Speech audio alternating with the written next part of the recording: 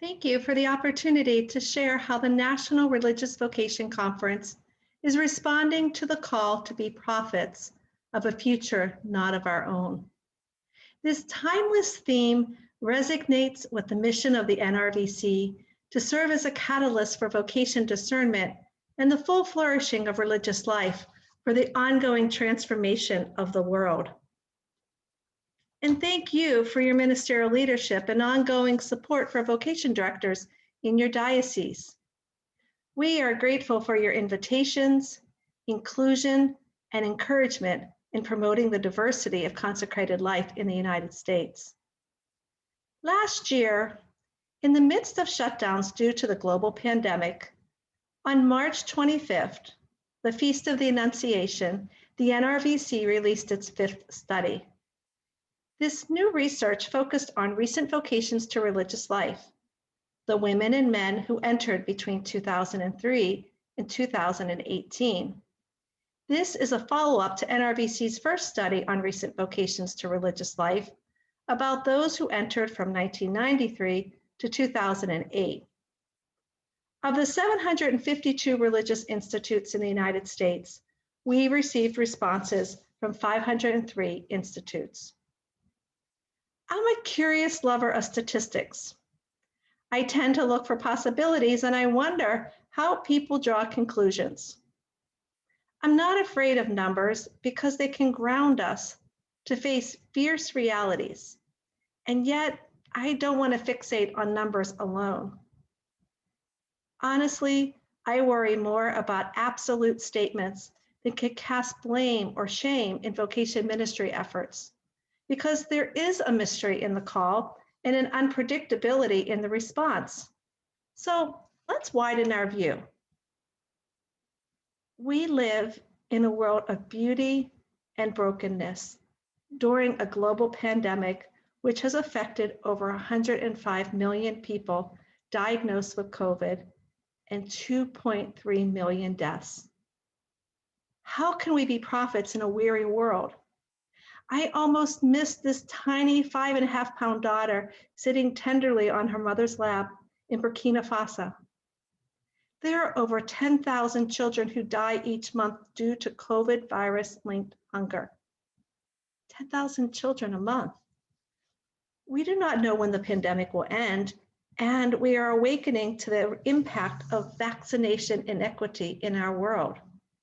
And so I ask, how would you describe religious life today at this time?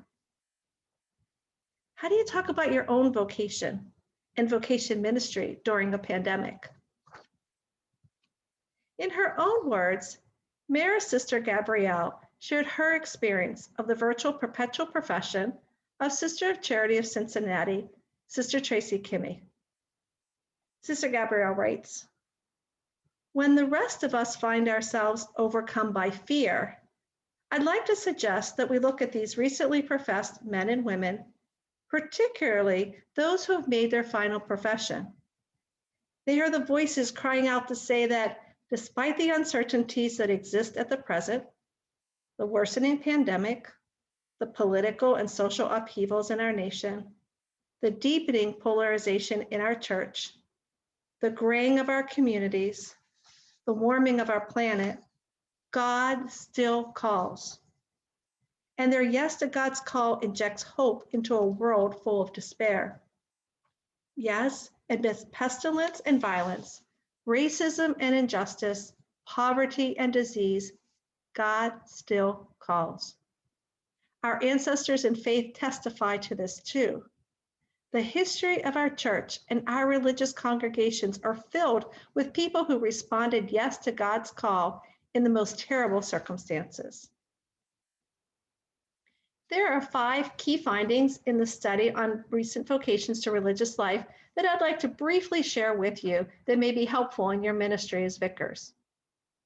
Countless women and men respond to God's call every day, not just on the day they entered or professed vows. Discerners are entering a variety of religious institutes and societies of apostolic life. The grace of perseverance is not a cliche. Our oldest and our newest members are influential role models of humble fidelity, courageous transformation, and audacious hope. The majority of religious institutes are accepting new members and are promoting vocations to religious life. About 20%, which is about 150 institutes, have more than 5 people in initial formation. 60% of religious institutes have at least 1 person in formation. And the majority of religious institutes have a vocation director, but only 28% of women's communities have a full-time vocation director. One of the unique findings in this research is that most discerners take at least a year to discern their vocation. 35% of entrants take more than 2 years in vocation discernment. So who is accompanying them and encouraging them before they meet a vocation director? Perhaps that's you. The majority of inquirers, discerners, and those in initial formation lack parental and family support. During their initial discernment, they receive the most encouragement from members of their religious institute, their vocation director or team, and their spiritual director.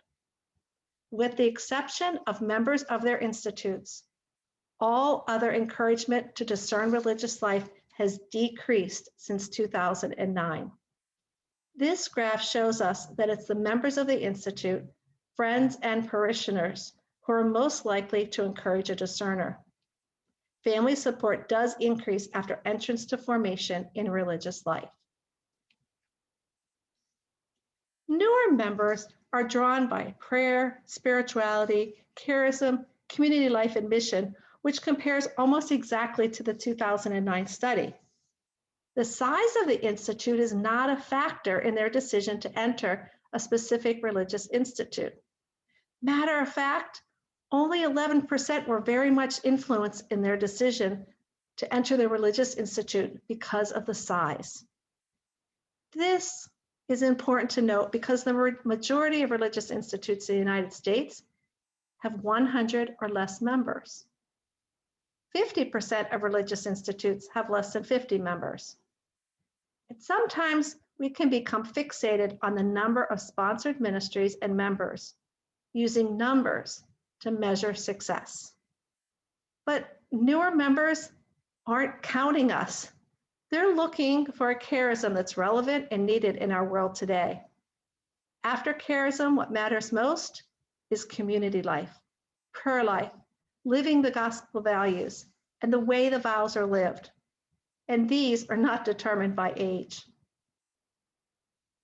Would it surprise you to learn that 93% of newer members prefer to live in communities with members of different ages? At this time in our history in the United States, community life is more intercultural and intergenerational than it ever has been. One of our well-worn excuses for not accepting new vocations centers around age. Because 79% of those in initial formation are 39 years old or younger, you'll often hear, "What does a 30-something have in common with me?" Or, "I just don't think it's fair to accept candidates because there's too big of an age gap." Sound familiar? Only 16% of newer entrants were very much influenced by the ages of their members in their decision to enter their religious institute. Only 16%. This report also indicated that 13% of members are under the age of 60 and 13% are 90 and older. And you know what? They know this before they enter. Really, they do. And it's not as important to them as we think it is. This study also recognized that just in 2009, those in initial formation are more diverse, ethnically and racially, than those in perpetual vows. There was a 12% increase in entrants of diverse ethnicities and races since 2009. The majority of newer entrants grew up in middle-class families and in the Midwest. When we asked about the preferences for communal living, we wanted to know more about community life than the number of people in local communities. The majority, 85%, thought it was somewhat or very much important to live at or near ministry sites. And 82% wanted to live simply, in solidarity with the poor. Newer members desire members of all ages to be committed to living the charism more vibrantly, with a greater effort to live in solidarity with the poor and marginalized. Unlike previous generations to religious life, they recognize stewardship involves divesting of empty buildings, underutilized property, and sponsored institutions to live more simply, utilizing human and material resources to benefit the neediest. There are countless examples of sisters, brothers, and priests who are living the Beatitudes, defying the culture of indifference, and have dedicated their lives in ministry with people who are marginalized, neglected, and abandoned. In a time of right-sizing, this key finding is hopeful information because they're not afraid to let go of buildings and institutions, perhaps because they have no memory of sacred spaces filled to capacity. Like many organizations, the NRVC held its biannual conference and workshops virtually and learned to navigate like boats in the ocean. We learned that with you, that boats don't have brakes, and that in times of adversity, no one likes to row alone. Our theme for Convocation was 2020 Vision, Focus on Hope, and that virtue has circulated much throughout the global pandemic. Pope Francis wrote in his homily for the 25th anniversary of World Day for Consecrated Life these words: "Some people are masters of complaining, doctors of complaining. They are very good at complaining. No, complaining imprisons us. The world no longer listens to us. How often do we hear that? Or we have no more vocation, so we have to close the house. Or these are not easy times. And so the duet of complaints begins. It can happen that even as God patiently tills the soil of history and our own hearts, we show ourselves impatient and want to judge everything immediately. In this way, we lose that small but most beautiful of virtues, hope. There is much data in the report to provide accurate information about religious life. This study asserts that religious life is a vivid narrative of transformation and perseverance. The diversity of women and men religious is one of the hallmarks of consecrated life. With varying spiritualities, missions, and charisms, the incentive to promote vocations is the belief that the charism of religious life is relevant in the 21st century, and that new members want to enter religious institutes and societies of apostolic life as religious life continues to evolve. In publishing this report funded by the GHR Foundation, one of the critical components was to move the focus from the data to the newer entrants themselves. And the National Religious Vocation Conference is making every effort to provide the stories of call behind the numbers. The materials available on the NRVC website are publicly accessible and have many images of newer entrants to dispel the notion that they are only entering a select few institutes. The NRVC has published 77 videos on our YouTube channel of newer entrants and senior members talking about their lived experiences of intercultural and intergenerational living through grants from the Hilton Foundation and SOAR. In the near future, a story map will be released as a living document to provide more information about the people in the study. We encourage you to distribute these free resources widely within your own diocese.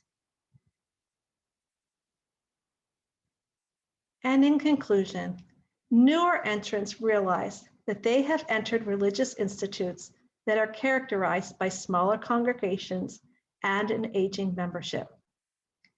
Their abundant hope is pragmatic and audacious. Although they're aware of the challenges and concerns expressed by major superiors, newer members are more hopeful, perhaps because they recognize their own role in creating a future for their religious institute.